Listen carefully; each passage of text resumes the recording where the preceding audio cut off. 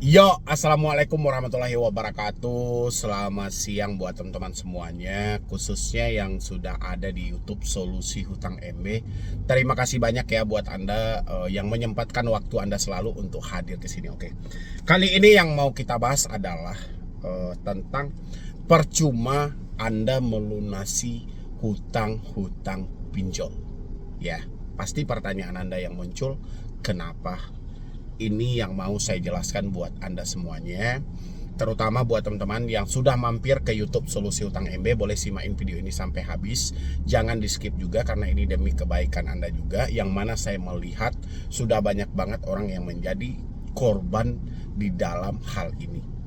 Ya, tapi sebelumnya seperti biasa, yang belum sempat mensupport tahun kemarin, tahun sekarang udah bisa dong untuk disupport juga, silahkan. Oke, terima kasih banyak buat teman-teman semuanya yang sudah mau mensupport dan mendukung channel ini. Gini, tidak ada jaminan hutang Anda itu akan lunas ketika Anda membayar di pinjol. Bunyinya agak berbeda ya kan, karena gini, banyak hal yang saya temukan di sini, terutama dari teman-teman yang baru telat bayar, yang tidak mampu bayar di pinjaman online. Ya, mereka itu berupaya mencarikan talangan dana. Ini merupaya. Mereka awalnya sudah telat bayar nih.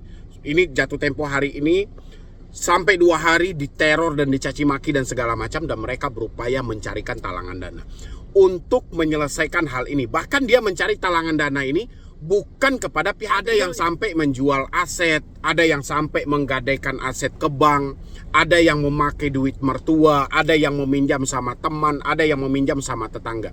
Yang terjadi adalah, ini yang mau saya sampaikan buat teman-teman, yang terjadi begitu hutang ini dia lunaskan, dia sudah lunaskan ini. Dia sudah lunaskan, oke. Dia sudah bayar, duit sudah diterima oleh aplikasi. Pertama, ada satu kasus, itu di aplikasi hutangnya tidak berkurang sama sekali. Ya, itu yang paling pertama. Yang kedua, ada juga kasusnya, di aplikasi dia sudah hilang. Tiba-tiba ada telepon bahwasannya hutang dia masih ada di aplikasi bersangkutan. Itu untuk versi yang kedua. Yang ketiga, dia sudah melunasi juga. Di aplikasi itu sudah hilang, misal di aplikasi A atau di aplikasi B, dia sudah lunasi di 2 aplikasi ini. Udah hilang dua-duanya. Tiba-tiba ada telepon, dia berhutang di aplikasi lain. Padahal sebelumnya dia tidak mengenal sama sekali aplikasi ini. Pertanyaan saya adalah, dari mana aplikasi ini bisa mendapatkan data si debitur ini, bisa meminjam di aplikasi itu juga, kalau bukan ini permainan dari aplikasi yang sebelumnya. Ini kasus banyak loh. Ya, dan ketika hal ini Anda report, Anda laporkan kepada Otoritas Jasa Keuangan, Anda laporkan kepada Asosiasi Fintech Pendanaan Indonesia, mereka tidak akan mengakui sama sekali. Mereka cuma menyampaikan itu memang real adalah data Anda. Karena mulai dari foto selfie, ya, foto verifikasi wajah, data-data KTP, nomor telepon, nomor rekening, semuanya valid. Hanya saja ketika peminjaman itu terjadi, ya, dananya tidak masuk ke rekening Anda. Ini banyak kasus loh. Pertanyaan saya buat teman-teman semuanya, Anda boleh isi dalam kolom komentar, siapa yang saat ini merasa seperti yang saya sampaikan? Dia sudah melunasi hutang, tiba-tiba ada tagihan dari aplikasi lain. Ya, atau dia sudah melunasi di aplikasi itu, tiba-tiba aplikasinya masih saja melakukan penagihan. Ya, isi di kolom komentar itu dari aplikasi mana. Dan inilah yang saya sebut, tidak ada jaminan Anda menyelesaikan hutang-hutang pinjol itu akan lunas di aplikasi. Semua hutang akan selesai, Anda tidak akan diganggu lagi, nggak ada. Ya, saya ingat banget satu artikel yang ditulis oleh Radar Tegal itu, ya. Dia menyampaikan, Anda ingin menghapus data di pinjol, pertama lunasi. Ya, setelah melunasi, ajukan permohonan. Lunasi dulu, ajukan permohonan. Bayangin, Anda sudah melunasi, tapi wajib mengajukan permohonan untuk syarat penghapus data.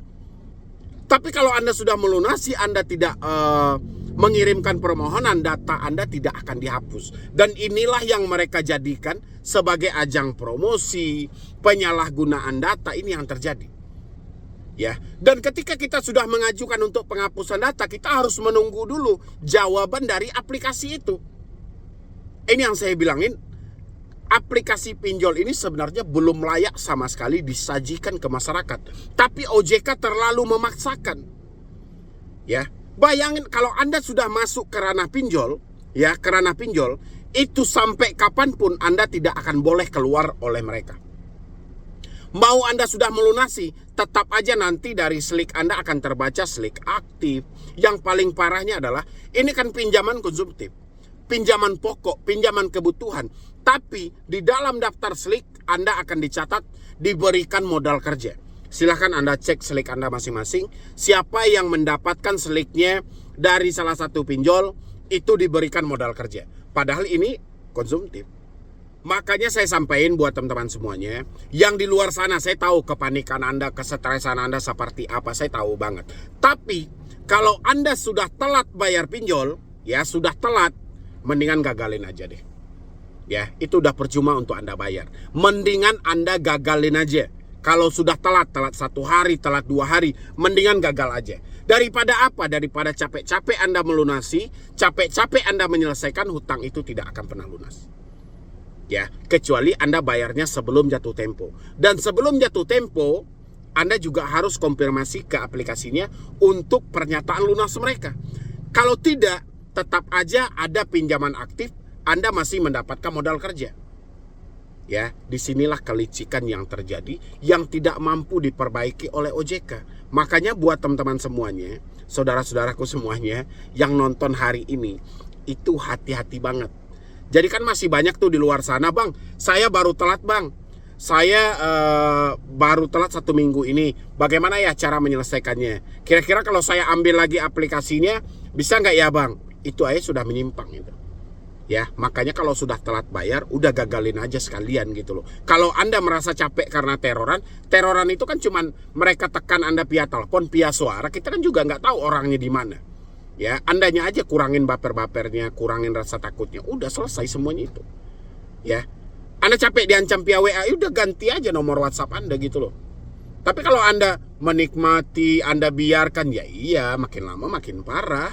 Karena sekuat apapun kita, kalau setiap hari kita menghadapi tekanan, ancaman dari pinjaman online, itu nggak akan jadi semuanya.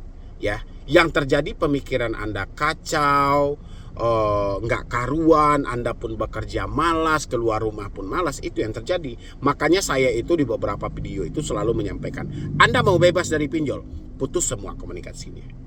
Karena komunikasi inilah pengendali untuk diri Anda. Selagi komunikasinya itu ada, besar kemungkinan Anda akan dikendalikan dari jarak jauh. Selagi komunikasinya itu ada, besar kemungkinan Anda akan ketakutan.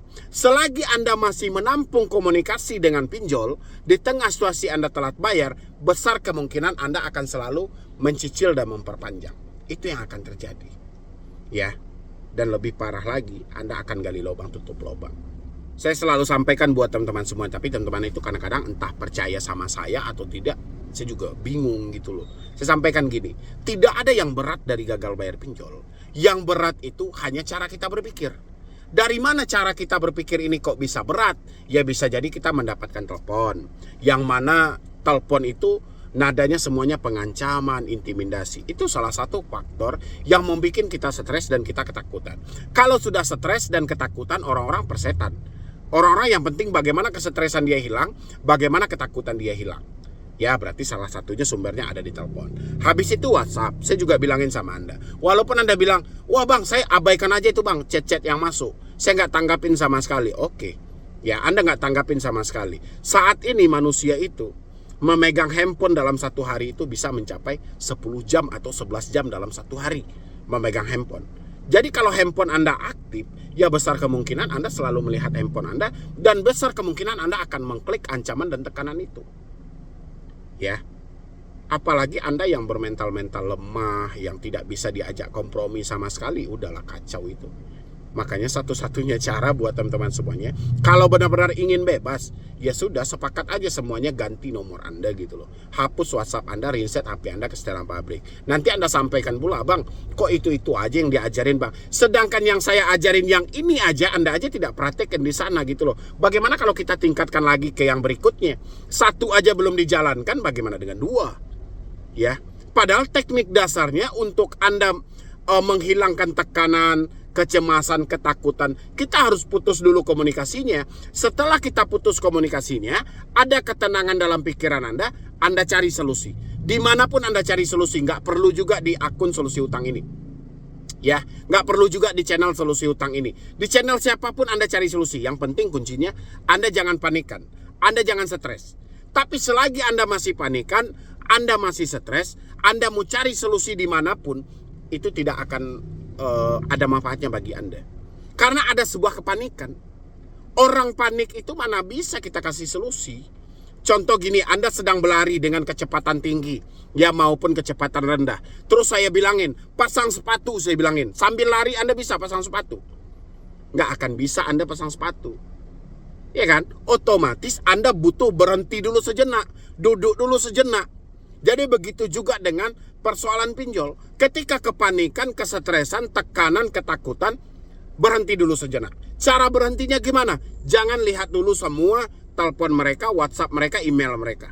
Tenangkan dulu pemikiran kita. Baru kita mendapatkan celah. Apalagi yang harus kita lakukan buat ke depannya. Tapi di tengah situasi ketakutan, kepanikan, Anda memaksakan mencari solusi, yang ada tidak akan dapat. Yang terjadi seperti yang saya sampaikan tadi. Anda gadain harta, jual aset, Anda lunasi pinjol, akhirnya pinjolnya tidak lunas. Ya, Anda mau mengatasi kesetresan, makin stres. Mau mengatasi kepanikan, makin panik. Ya, itu buat teman-teman semuanya. Jadi pikirkanlah matang-matang, karena ini banyak laporan yang masuk pada saya. Padahal kasus ini juga sudah lama. Dari dulu saya bilangin, tidak ada jaminan hutang Anda itu selesai ketika Anda menjual aset untuk melunasinya. Makanya itu yang saya bilangin. Dan akhirnya terbukti sekarang. Banyak yang melapori sudah melunasi beberapa bulan yang lalu, sudah menyelesaikan beberapa bulan yang lalu. Tapi tiba-tiba ada telepon, tiba-tiba ada panggilan yang menyatakan hutang dia masih tertunggak, masih ada tunggakan. Dan ada juga yang gila kayak gini.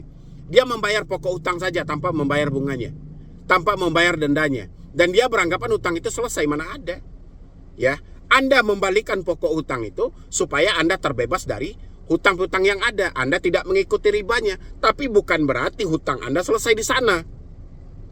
Itu poinnya. Jadi kalau teman-teman beranggapan, wah kita bayar aja pokoknya, kita balikan aja pokoknya, habis itu hutang kita selesai. Nggak ada.